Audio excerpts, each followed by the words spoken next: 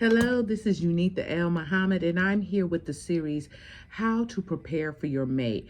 I have an addendum. I have a lesson I want to teach today to add on to this. And how do you know who is your mate? Because it could be all kind of situations going on, and we need to know, well, how do I know this person from anyone else? Well, number one, we got to pray. We got to pray and seek the Lord. And sometimes it may call for you to pray and fast, but make sure that you pray and you ask God to show you who is your mate. If there are people who are potential in your life, whether you're a man or a woman, there may be several men that are courting you. There may be several women that you're interested in, or you're kind of like, I'm kind of checking them out to see what's going on. The first thing to do is pray, and God may say, go on a fast. I remember before my husband asked me to marry him, he went on a fast. My husband had options, right? He had a couple people who was, in line for that, and he went on a fast, and he stopped talking to all of us, and he went on a fast. And when he came out of that fast, he asked me to marry him. So I say, men fast, women fast, because you have to be prepared in your heart. I will say this: when he was fasting, the Lord put on my heart to pray and to do a partial fast. I didn't do the full fast he did, but I did a partial fast. And I was praying also because I was like, okay, if this man is praying and fasting, I need to do some type of prayer fasting so that I will know my response, right? And so that's the first thing. Number two is there are some things you need to know about this person when you're looking at your possible people.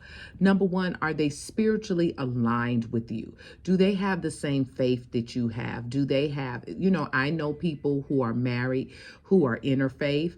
That may work for some, but for others, it may not, because what I found is people who marry interfaith, there's some issues that come up, especially with children.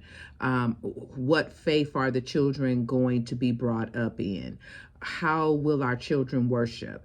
How will, whether you're married to someone's Jewish or someone who's Muslim and you're Christian, or there's something else and Hindu or Buddhist, you got to figure that out. And children is always the thing where I notice there is contention when there are interfaith marriages. Or sometimes the one partner may say, well, can you go with me to my place of worship, or to, some type of worship experience or service or whatever for their faith? And other person's like, the devil is a lie. Well, those are some of the issues you have to think about when you are marrying someone of a different faith. So just want to put that side note in there. Just, are you spiritually aligned? Do you feel like you're going to the same places? One of the things my husband said to me when he was when he came off the fast, and we were talking through, after he asked me to marry him, he told me that the things that made him see that I was the one. He said he saw that I spiritually was where he was also, but could also go in his future. At that time, my husband wasn't a senior pastor, but he knew he wanted to be.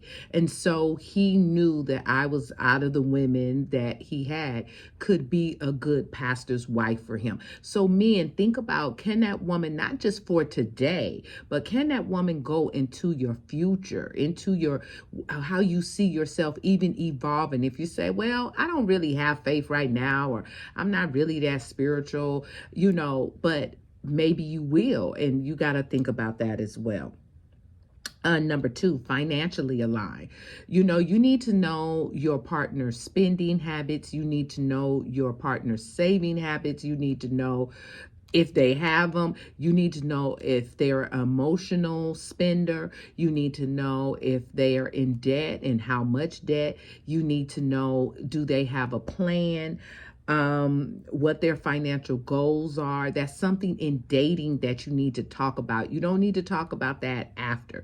You have to talk about that. And I'm not necessarily saying you just pull out all your financials and set them out and give the person everything. But what you do need to say is like, hey, I got 20K plus in debt, and they're all in default. If they all in default, your potential partner needs to know that. But if you have some savings and you have some investments, you can say, without giving people particular numbers, you can say, yeah, I got about 20K plus, saved up. I'm a saver. I have money saved. And you need to know that. Do they have a portfolio? Are they investing? What's going on? What's their financial history of just how they handle money? How do they handle when money is tight? How do they handle when money is in surplus? Those type of things can break marriages, women and men. Financial issues can cause divorce, okay? And as a person that in my marriage there has been financial challenges, I know it can lead to divorce, and it's nothing but the grace of God that it didn't happen for me. I'm telling you, financial issues can break you or it can make you. In my case, again, it was only by God and the Holy Spirit. The challenges brought us together, and it's still, working it out and getting us together. Number 3, emotionally aligned. What is your potential partner's emotional IQ? Do they tap into their emotions? Are they emotionally numb? Do they even tap in? Do they even know what that means, right? Are they a person who is emotionally unstable? Do you have a potential partner that may have some mental illness? You need to know that before you get married. You need to know if this person has mental health issues. It's very important because you have to know if this is a journey that you are equipped to walk in. I'm telling you guys, we can get all caught up in I love him, I love her. But there are some things, you guys, we don't have the personal capacity to handle, and it's just not what we're called to. That's why you got to pray. That's why you got to know these things, and you can't be like, oh, now I'm finding out. No, you need to find out before you walk down the aisle and work through these things and see if this is something that is for you, okay?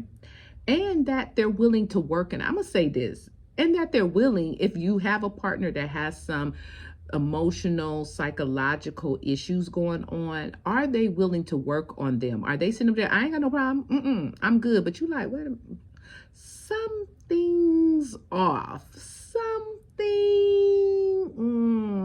when you feel that way and they like, I ain't got no problem, I'm fine, I don't know what you're talking about, you be like, let's go to some counseling.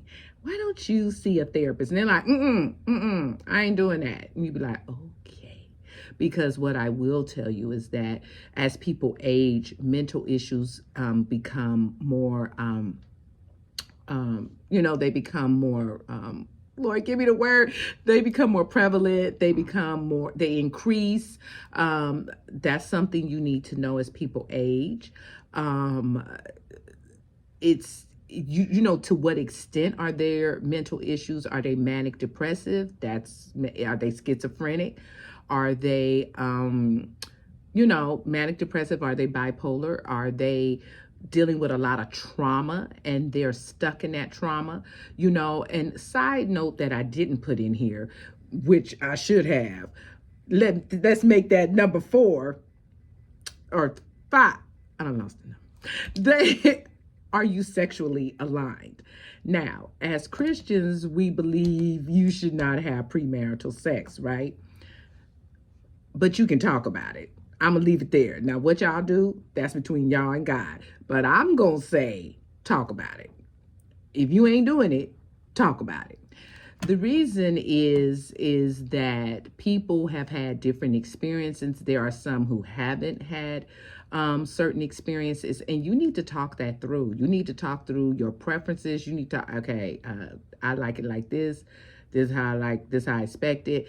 I've had, clients come to me because they've had partners that just put them in situations that they just weren't comfortable with and did not feel that that was something they wanted to do. In this day and time, you guys, we have partners who want threesomes and partners who want to, try some role playing and dressing up and going to sex parties and doing all this stuff. And you need to know that. And when they say threesomes, you need to know what sex they talking about because that's, again, the time we are in. You better get clear, y'all. Crystal clear. Because if your man like other men and he wants you guys to do some playing with that, you need to know that. If it's another woman, you need to know that. So you got to talk about it. You got to talk about it. I personally don't have any problems. I worked in sex and sexuality, and I think my husband was very shocked that I could talk about those things very easily. And I talk to clients. So I have a lot of clients who talk about a lot of those type of things because I have no issue with it. I'm like, okay, so let's get down to it. So make sure you're sexually aligned. Not saying that someone can't be taught, not saying that. I'm not talking about experience. I'm talking about what you two are open to and what you're willing and what are your non-negotiables and what are your things that's like, no, I'm not doing that. And you got to talk about that at the beginning because there are some spouses that really try to coerce their partner into doing certain things. And you have to really talk that through and be like, look, don't come bringing this back up now later on, because this is just a non-negotiable for me. So you got to talk that through because sometimes couples end up discussing that after they've said I do, and it again becomes a strain. It becomes and that's why, again, you guys, the reason I put aligned, because you have to be with someone who's aligned. There is someone out there who would want to do all those things. There's clubs, there's groups, there's all kinds of things that you can find other people who love to do that. So you gotta talk about these things because this is what's causing many couples to divorce. So here's another. The next thing is, are you relationally aligned? What's their family origin story? How do they get along with their mom, their dad, their siblings, their aunties and uncles? What are their family traditions? What do their family do? Do their family, every holiday, they all get together? Is it some family with tradition that every holiday, everybody goes on a family trip? My family is very family oriented. We do a lot of family things together. We get together on major holidays, all of us, and we sing. That's another thing. We sing songs. We sing and sing music. We sing hymns and songs, and we may get to praying, and we get, okay, well, you need to tell your person that because they might be like, what the? They over here singing old landmark. No. They praying, they laying hands, they getting slain in the spirit. I didn't sign up for all of that. So anyway, but I'm making light. But what is that? How are they with their children? If they have children, are there children in their lives? If they have children, you or them have children. What is your relationship with your children? What is their relationship with their children? Are you willing to work on that? Because life happens, y'all. Ain't nobody perfect. Things happen, and where you were 10, 20, years ago, you were a different person, and things may have been different, and situations go down, and it could just be a really good reason why things are going on. Or it could be a reason not. You could be like, nah, I just don't talk to them because I don't want to. And then as a potential mate, you need to know that. Because again, you guys, in this day and time, I know women who are not with their children. I know women who left their children and who are not with them and are in relationships and had to explain why they're not with their children. So I'm saying this is both sexes. It's not just one. So you need to know that, because again, can you handle that? I know a family, just as something as simple as this. I know a family that the men in the family, like all the men, they take off their shirts. They go shirtless. So they go shirtless. Now, if you a woman going into that family, you're like, what the? No, the men ain't got no shirts on. No, what the heck? You might feel uncomfortable. Maybe the naked body makes you feel uncomfortable or something, and you over here clutching your pearls while you at the family dinner, and they just all like, what? So you got to know that. You got to know those things. Like, is there something that I might feel a little uncomfortable about with your family? Can we discuss this? And, and make it light, make it fun, like how I'm talking about. Don't be making it like, is there something with your family that I need to know? Like, don't come at people like that. That's just not right. So are you relationally aligned? Next, are you personality aligned? Come on now. Are y'all? You know what I said in the other video. You can't be looking at bank accounts and body shapes and hair and all this and be like, that's who I want right there. But y'all cussing and fussing, they got a temper, they emotionally unstable, they gonna burn down the house, they got a couple felonies, and I'm talking about women. So no, but I mean, really, personality wise, are you guys aligned? Are your personalities compatible? I'm not saying are you alike. My husband and I are not alike. Okay, not like that. Well, we are. There's some things we are, but some things we aren't. Mostly, I'm type A. I'm very much in my head. I'm very structured. My husband is very free willy, freestyle, free. And I'm very structured. So we have a time. He's taught me how to loosen up, and I've taught him how to be free. And so our personalities that are different like that has worked for us. But for other couples, we do a lot of counseling with couples that is a major problem. Like they're like, they are too willy-nilly for me. They are too loosey-goosey. I cannot take it no more. So, you really got to talk that through. You have to talk about, are they an introvert and you are extrovert? Are you both introverts? Are you both extroverts? And then how are you going to handle that? Because sometimes, I'm going to tell you guys, there are some people in relationships, and I've seen it on both sides, that can't handle their extrovert mate. Because their extrovert mate is the life of the party. Usually people who are extroverts are very charismatic, and their partners can't handle it because men and women are constantly in their face, chit-chatting. The house is like a busy highway. Now my husband is an introvert who can be extroverted because he's a pastor, so it comes out. But my house, there's always people at our house. Our children's friends come to our house. They find sanctuary in our house. People find sanctuary and rest and joy at our house. So our house is the house that people come to.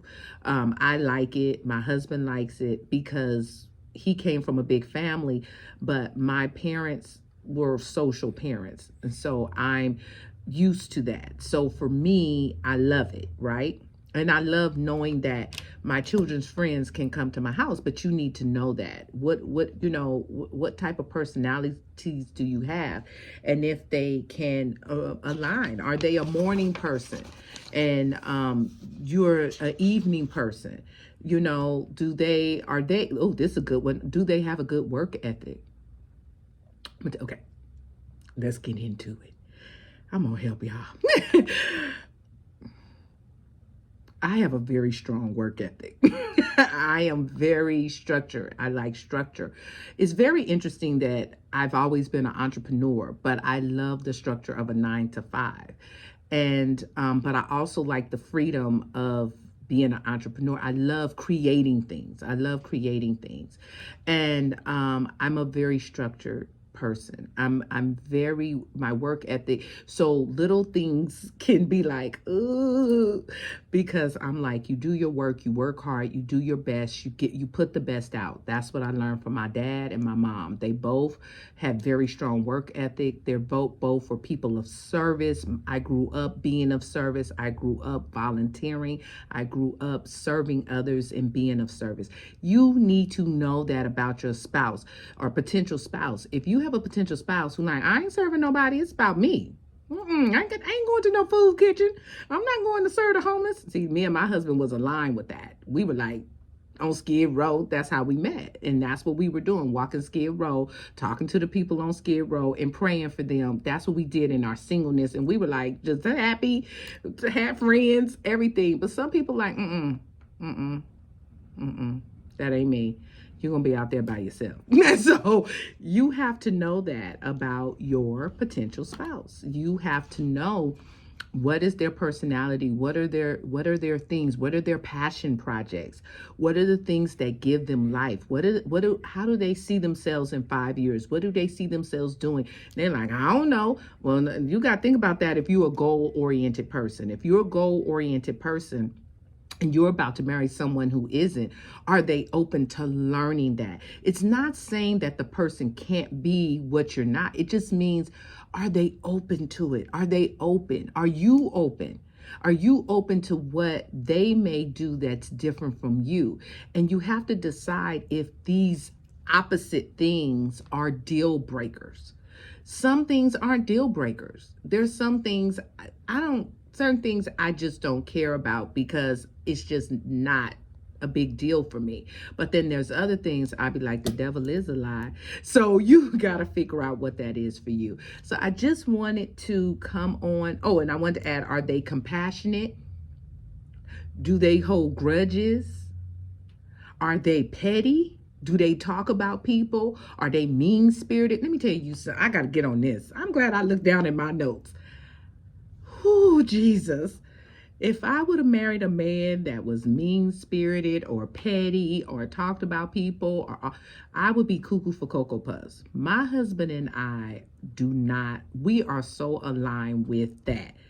We both just like to speak life into people and life. And we talk about people like, oh my God, we want such and such to win. Lord, let them win, Jesus. Let them win, Lord. Like, we want people to win. We're like, what can we do to bless somebody? What can we do? How can we bless them? How can we help them? How can we want everyone to win. We don't sit and be like, ooh, I could marry a man that was mean-spirited. I could not marry a man that is just, oh my God, and petty. I'm not petty. My husband's not petty. We don't do that. We're not petty with each other. We don't talk about each other. We don't call each other names. We don't talk about each other's siblings and family members. We're like, yo, cause your daddy, he was a drunk. You were drunk just like your daddy. No, we don't hit below the belt. And we talked about that before we got married. I told him, I said, I don't hit below the belt. And I can't be with someone who hits below the belt. And I'm going to tell you right up in here, I'm never going to talk about your family. I'm never going to talk about your siblings, your parents. And you can't talk about mine because we going to be boxing up in here. So you just have to know what you can take and what you can't take in your relationship. And these, you guys, I'm being really funny because it should be an adventure. It should be fun discovering these things. You don't need to get out pen and paper. And what else? And what?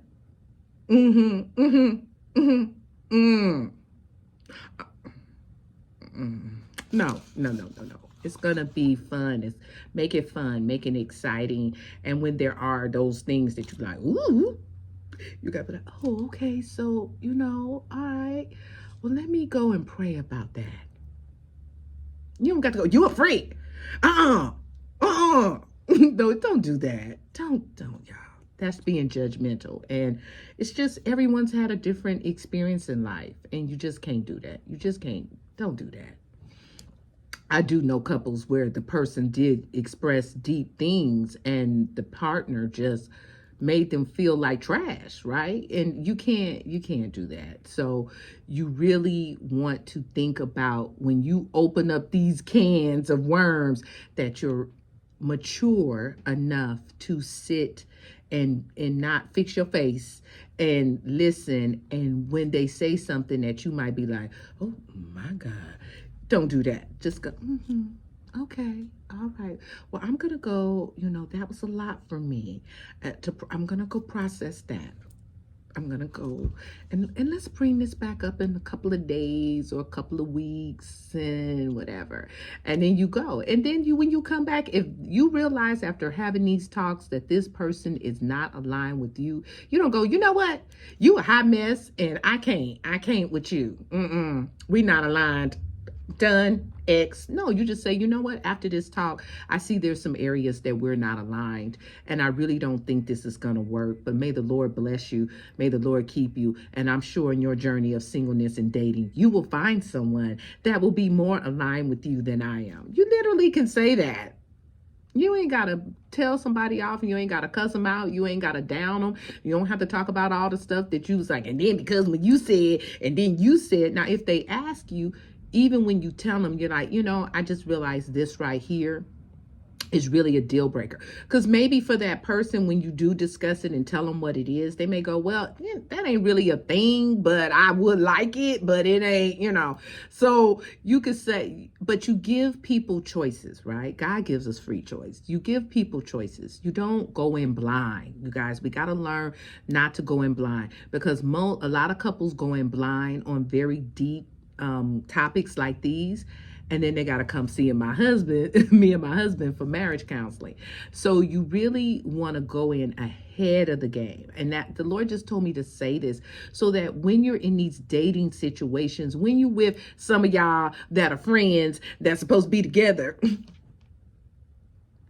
know about 5 people right now. Five. Yeah. You guys got to talk about this stuff. And so I'm just praying for y'all. I'm rooting for y'all. Those who know your person, those who don't know your person, those who are dating your person, those who are engaged with your person, those who are like trying to figure it out because you got a couple people and you're like, well, eeny, meeny, miny, mo. I hope this helps you get that down, and it helps you figure it out. I want you to win. I want you to get to the altar, but I don't want you to just get to the altar. I want you to get to the altar in joy. I want you to get to the altar in Thanksgiving. Oh, and another thing, with that personality and with some of this history, you need to find out if they have anger issues. And I'll leave that there. You guys all know what I mean. You got to figure out how intense that anger is and what's going on. And if they've worked on that, and if they're seeking counseling or have sought counseling, and is that an issue? Yeah, you got to find that out too. Because that will get somebody in a major, major trick bag. All of us got some anger somewhere, all of us, but you got to be working on it, because I know some crazy women that have torn some stuff up. Not me, but I'm just saying. So this is Unita Ulmuhammad, and as always, I wish you peace and blessings. I'm getting y'all to the altar. Have a good one.